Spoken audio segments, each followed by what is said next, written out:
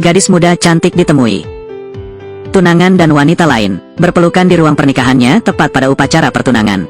Gadis itu menahan amarahnya, berbalik dan pergi. Dia teringat perkataan ibu angkatnya. Jika kamu tidak melakukannya malam ini, menghabiskan malam bersama tunanganku, kalau begitu besok kakaknya akan sakit parah, akan dibawa ke kamar mayat.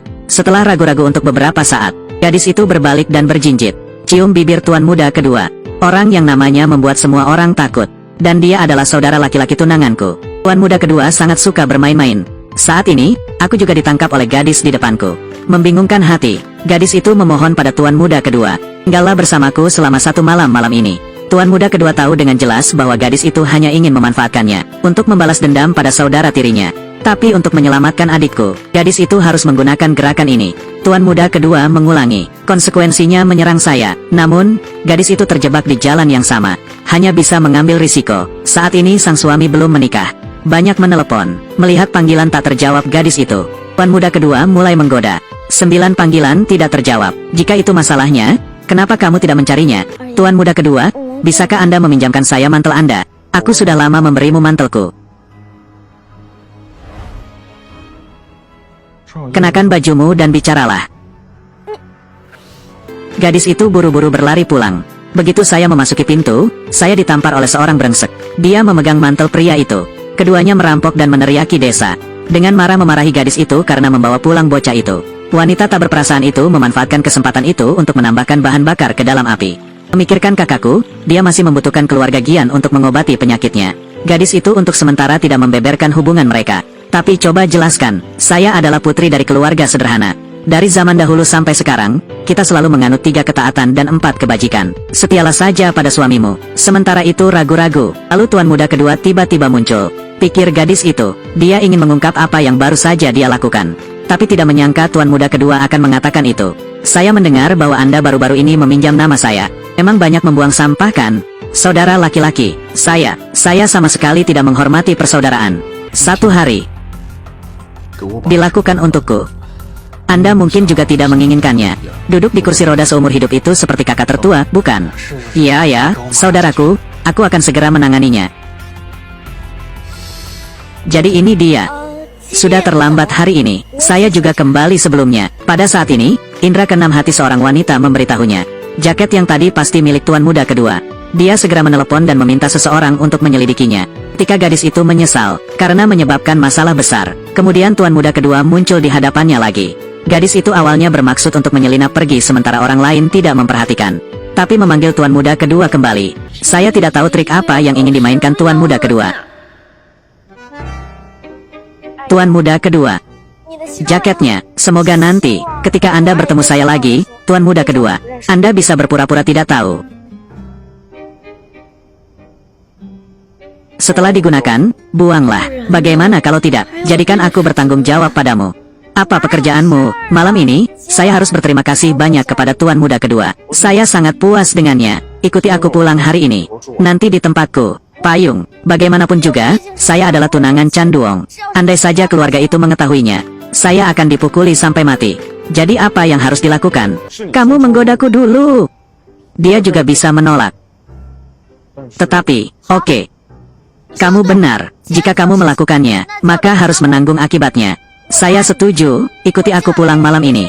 Saat ini, tuan muda kedua masih belum mengetahuinya. Saya terpesona dengan adik ipar perempuan ini. Di pesta keluarga-keluarga Lau keesokan harinya, gadis itu senang iblis tidak ada di sini. Akhirnya bisa bersantai. Kemudian tuan muda kedua tiba-tiba muncul di hadapan semua orang. Apa yang ingin dia lakukan? Bukankah kamu setuju untuk merahasiakannya? Anda juga tahu tunangan Chan Duong. Bukan sekedar familiar. Malam itu, Gian Hoan, saya bertemu saudara kedua Anda sendirian. Tidak. Kakak kedua, apakah kamu mengingat orang yang salah? Jangan salah ingat. Kami malam itu. Aku ingat sekarang. Itu adalah malam saat kamu dan Chan Duong bertunangan, bukan? Adikku bilang dia sedang mencari kami. Benar-benar. Itu benar. Jika tidak, bagaimana menurut Anda bertemu secara pribadi dengan putri keluarga Gian? Menganggap reputasi itu penting daripada hidup hanya diberikan kepada suaminya. Atau apa? Orang ini. Pembicaraan macam apa yang kamu punya? Anda tidak menyukainya sebelumnya. Pergi ke pesta keluarga seperti ini. Mengapa kamu datang hari ini? Apa karena sebidang tanah Donglem itu begitu luas? Bisakah kamu menelan pria ini? Selera saya selalu sangat enak. Sebidang tanah itu, saya yakin Anda akan memakannya. Maukah Anda mendukung saya? Beritahu saya. Saya baru saja memprosesnya. Seorang bajingan mengkhianatiku. Saya mendengar orang memerintahkan saya untuk mengawasi saya. Aku hanya bisa mencungkil matanya. Pisau. Memukul. Berputar. Darah terciprat. Menempel di tanganku. Seluruh tanganku sangat kotor.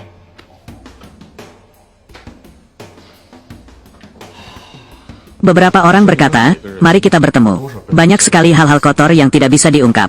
Setiap orang berbeda, berpura-pura menjadi lembut dan suci. Tidak seperti kakak iparku. Mendengarkan. Jinak. Seperti kelinciku pada usia 6 tahun.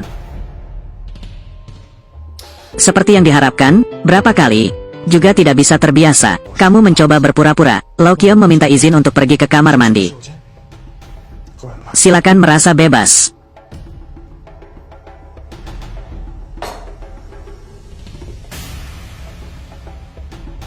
Kakak tertua, makan lebih. Kursi roda tidak nyaman. Bagus. Lau Qiao, kamu membuatku cacat. Saya hanya bisa duduk di kursi roda selama sisa hidup saya. Sekarang bunuh mata dan telingaku. Malam ini akan menjadi hari kematianmu.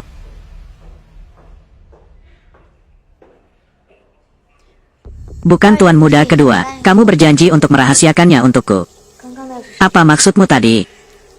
Aku hanya menggodamu, kakak ipar.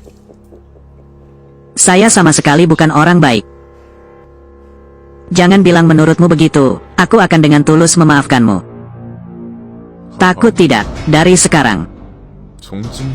Kamu harus tinggal di dalamnya. Takut kebohongannya terbongkar.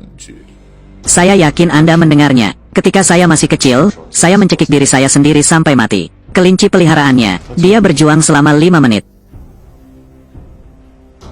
Berapa lama saya bisa bertahan? Hai kakak ipar.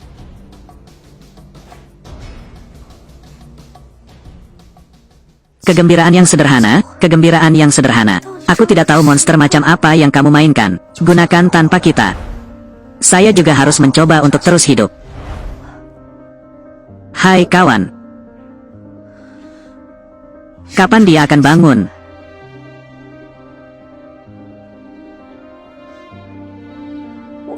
Aku benar-benar tidak tahan lagi. Pria ini. Itu berbahaya. Rumah keluarga sederhana bukanlah tempat tinggal orang. Aku sangat menginginkannya. Benar-benar ingin pergi dari sini. Sederhana, tuan muda dan nona muda telah kembali. Silakan tinggal di sini selama 1 malam ini. Mengganggu. Jika luka di pinggang masih belum diobati, saya khawatir itu akan membusuk.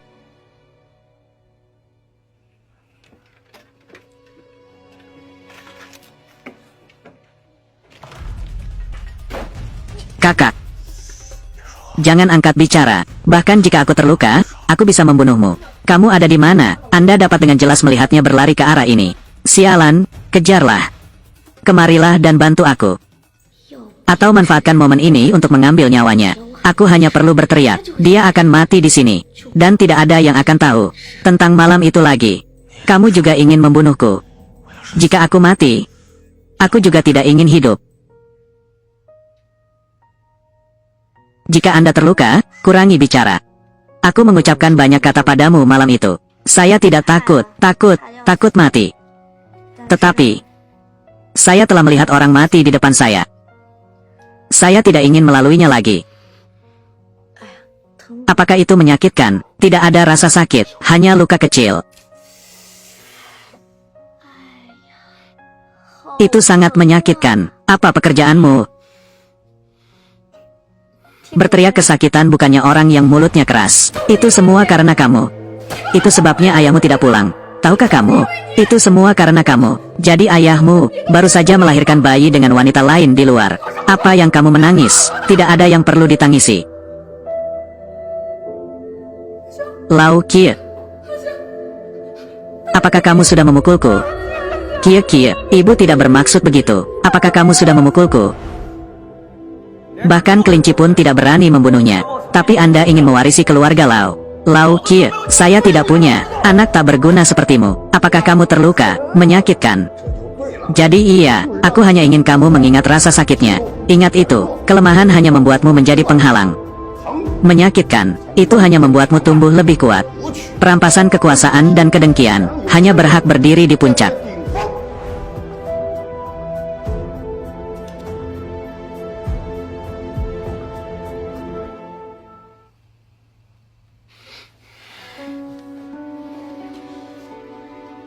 Anggap saja aku berhutang budi padamu. Apakah Anda ingin sesuatu? Saya membantu Anda melakukannya. Rumah mereka cukup sederhana, apapun, katakan saja. Tapi adikku masih di rumah keluarga. Jika saya bertanya pada Lau Kie, bantu aku membalas dendam, apakah dia setuju? Mustahil. Lau Kie sangat senang dan marah. Tidak mudah dikendalikan. Jika saya mengungkapkannya, identitas sebenarnya, tidak tahu apa yang akan dia lakukan. Tidak, Tuan Muda kedua. Chan Duong dan saya bertunangan. Saya hidup sebagai pribadinya, mati sebagai hantunya. Nanti malam, kamu bisa, anggap saja tidak terjadi apa-apa di antara kita. Setelah itu, kamu pergi dengan caramu sendiri. Aku pergi sesuai keinginanku. Untuk selanjutnya, tidak ada hubungannya satu sama lain lagi. Apakah kamu ingin menghapus hubunganmu denganku? Juga benar, hanya ada sedikit anak perempuan di keluarga mereka. Semua orang tinggal beberapa jalan dariku. Tidak, aku tidak bermaksud demikian. Oke, itulah tepatnya yang saya maksud. Kebahagiaan sederhana. Anda benar-benar tidak terlihat seperti putri dari keluarga sederhana. Saya setuju dengan kamu. Tapi kalau nanti, kamu masih berani menggodaku, aku tidak akan memaafkanmu. Aku bersumpah. Sama sekali tidak ada waktu berikutnya. Chan Duong, dia mengirimku ke tempat kakakku. Belajar. Ngomong-ngomong, ambil dokumen penawaran. Dia ingin melihat anak itu. Untuk sebidang tanah Donglem itu. Untuk siapa? Kakek. Dia menyuruhku pergi, mencuri dokumen penawaran kakakku. Kakak saya benar-benar memukuli saya dan membuat saya cacat. Jika berhasil, aku tidak akan membiarkanmu menderita kerugian apapun. Chan Duong, mana yang lebih penting? Saya yakin Anda memiliki perhitungan di hati Anda. Saya mengerti. Dia memanggilku, adalah menyuruhku mencuri dokumen penawaran Lau Kie. Chan Duong, apa Anda sedang bercanda? Sangat sulit. Baru pada saat itulah Lau Kie menyetujui ikatan dengan saya. Saya tidak bisa. Apa hubungannya dengan dia? Ini adalah sesuatu yang tidak bisa dia lakukan. Lalu apa gunanya aku membawamu kembali? Jika kamu tidak membantuku, dapatkan dokumen penawaran. Saya akan memberitahu keluarga. Dia tidak memenuhi tugasnya sebagai menantu yang baik, dan juga merayu pria dari luar. Harus memutuskan pertunangannya dengannya, untuk melihat sampai saat itu. Apakah keluarga sederhana itu memukulinya sampai mati?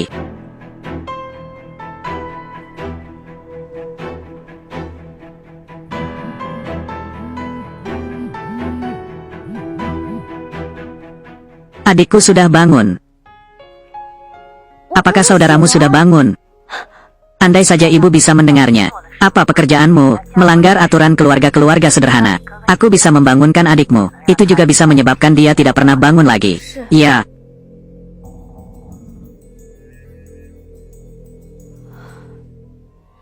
Kamu yang paling penting. Tidak apa-apa bagiku untuk sedikit marah. Tunggu saat ini. Aku akan mengunjungimu. Akan mengetahui kebenaran di buru tahun itu. Lewati kali ini, itu tidak masalah lagi. Semuanya akan menjadi lebih baik. Saya setuju dengan kamu.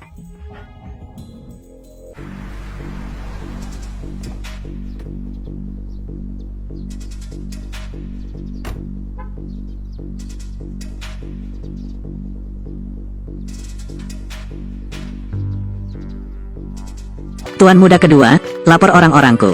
Orang tua itu memberinya waktu 1 tahun untuk belajar di Eklis. Itu karena tanah Donglem. Lalu kita harus melihat apakah mereka punya keberanian.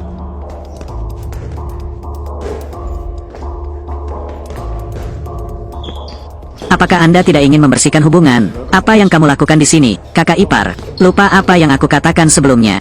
Jika kamu membuatku marah lagi, aku tidak akan memaafkanmu. Saya minta maaf. Kali ini saya datang, karena dokumen penawaran Dong Tan. Lau Chan Duong menyuruhmu datang. Hanya ada sedikit wanita di keluarga mereka. Benar-benar setia. Karena laki-laki saya tidak takut bahkan pada kematian. Itu sangat penting bagi saya. Kamu bilang, apa yang kamu ingin aku lakukan?